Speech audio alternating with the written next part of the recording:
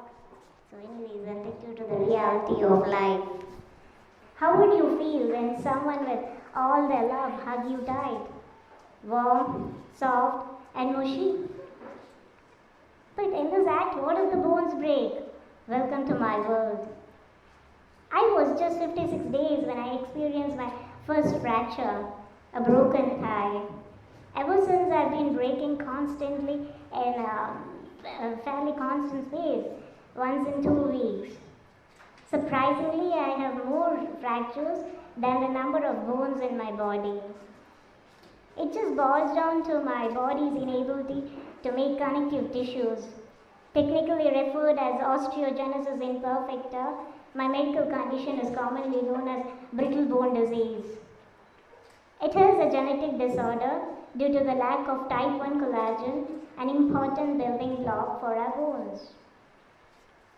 Though the severity ranges from mild to extreme, it is characterized by low bone mass, decreased bone strength, and increased bone fragility. I am diagnosed by type 3 from birth. Growing up with bowed legs, braces on teeth, shortened height wasn't easy. When kids of my age was fascinated with toys, I was busy choosing the perfect wheelchair, my BMW. There were frequent fractures which brought along weeks of jabbing pain. Infections, dental issues were all part of it. It could be when I'm all excited and got ready to go out, one of my bones decided to snap. I used to take extreme precautions even to taste a piece of cake because my tooth would fall for no reason. A silent bum or a sudden sound played Williams. I seriously thought I was one different creature in this world because I was totally restricted on my movements and my schooling was not happening regularly. It was totally embarrassing, more so the trauma of knowing it's an incurable one. So what is a greater challenge? Growing up an over child or bringing up an over child? I would say the later at any day, but my parents were up to it. My dad, Mr. Ravi, who worked with a government firm, he along with my mother, Nirmala Ravi, would take me for the medical consultations across South India. Till date, I have been checked by 50 doctors. They were in the tireless efforts of giving me the best care available. It took me some time to understand the grit and determination with which they accepted as fate. Each time when one of my bones fractured, I could see my pain reflected in their eyes. Their hearts broke, but never did their resolve break. They are the special parent for the special child I was. They took me to all the places I wished for, though they knew that every minute with me is risky. But they were, they knew that it is quite natural and instinctive for them to keep me protected. They could have kept me away from all the social activities.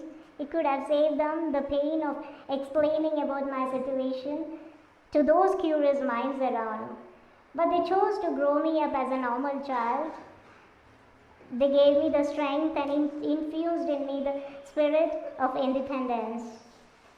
They are my role model when it comes to dealing with adversity. Most of us are saturated with our own lives, isn't it? Enough is happening around us to have the energy or patience to get involved with others. But Victoria auntie, my neighbor, who thought different, already a mother of 4, she boldly took up the responsibility of another child. She initiated me into learning. An hour every day for 10 years is what she volunteered for me. It set me a great foundation for my life. I continued my education mostly through self-learning. Currently, I am pursuing my higher studies at an open university. As I talk to you all today, I can't but remember Victoria auntie with love and gratitude. I owe my life to her. All these years I managed to live my childhood as normal as possible. Though my parents took me to all the places I wished for, even though they knew that it is risky, of course my doctors was not so happy with it. But they understood the importance of me evolving into the optimistic person that I am today. My brother Ravi was actually big in size and age,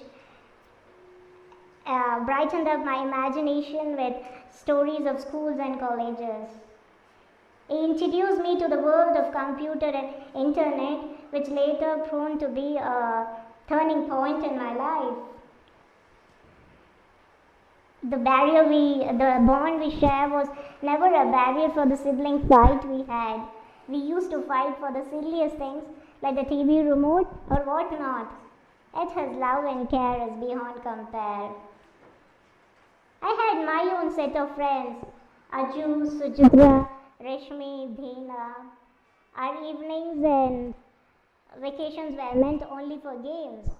Video games were our favorite, and I truly enjoyed playing tennis. I used to sit on my chair and skillfully maneuver the racket back to the ball that shot at me. I also enjoyed the long conversations with my cousins. They taught me to be in love with everything. We used to talk anything under the sky.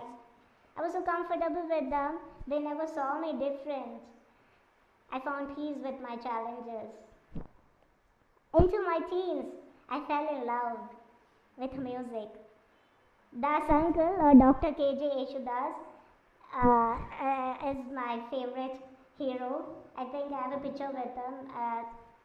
Please slide it out, yeah. When medicine failed to heal my pain, I discovered a mystic healer in music. I kept up my spirits up with audio reads, which I would upload onto my blogs and YouTube channel. But my passion towards music and access to computer took me to a different direction. I set my sail in search of like-minded people in the virtual world. That was when I came across MalayalamSongsLyrics.com. I was soon an active member and volunteered for the website. And every day I kept updating the song credit. Almost 7,000 songs would thank me for the title credit. I realized I could be as productive as possible. Simultaneously, I volunteered for another online platform, this time as a moderator for Kylie Viewers Forum, an online portal for Kylie television channel. All these discussions enlivened my thoughts. I was going beyond my physical challenges. Ever since then, I've kept out, my life has been a continuous seeking to learn, to grow, and seek out opportunities. When I was a few months in my 19 years, on one of those beautiful days, I found myself inside the ICU in between two critical patients. I would say ICU is one of the best places to be in. It's my second home, and I get a princess feel with the love and care and attention I get from them. It was one of those days evening. I found the nurse panicking with the beeping signal she saw with my neighbor's monitor. I witnessed a death. This incident struck a sudden sense of loneliness, and a deep fear sprang from it. My thoughts went wild, and I was just reciting a prayer to get connected to myself. I repeated, I'm courageous, and I'm not going to get sapped away by fear. But I shall always do my best with what I have. This reverberated within me as an affirmation, and I found peace. The next day morning, I woke up as bright as ever. It was one of those days I came across a newspaper article, an appeal for a financial support for a boy named Binu Devasya, an OI sufferer from Wayanad, Kerala. It felt a pang in my heart. I identified him and within no time, I got in touch with this caretaker. That was my introduction with Mrs. Lata Nair, an inspiring soul whom I look up with admiration. Little did I know that our conversation, our association would turn a new leaf in my life. I realized the real meaning of my existence. Coming back to the appeal, I was determined to support Binu. I sought help from my online friends. I connected them with Lata aunty, and together we raised enough for Binu's treatment. The success of this mission gave birth to Amritavashni Charitable Society, India's first NGO society that works for people with brittle bone. All the musical enthusiastic here would know that Amritavashni is an enchantic raga in the Carnatic tradition, fabled to invoke rain, bringing life and nourishment to the parched land. We knew there could not be a better name for our organization, as it literally provides a whole new life of hope and empowerment to the individuals affected by OI. Through its platforms, 80 of us are well connected with the help of social apps. Though we are inside the four walls, we used to meet once in a year at the get-togethers. Beyond a positive socialization, it helps us to learn from each other's experience. It provides financial support to its members and empower them through education and vocalization training. Making each of us financially independent is one of the hard programs it initiates. Today, we are slowly establishing ourselves as a community. Amritavashni brought a whole new dimension to my life. It installed me with a purpose and a holistic vision towards life. I realized disability is just a word that has meaning only till you find possibilities out of life. I was rediscovering myself when I represented Amritavashni in prime time programs and campaigned with people of eminence. I could also be part of a docudrama titled Walking Mind, portrayed story of Amritavashni members.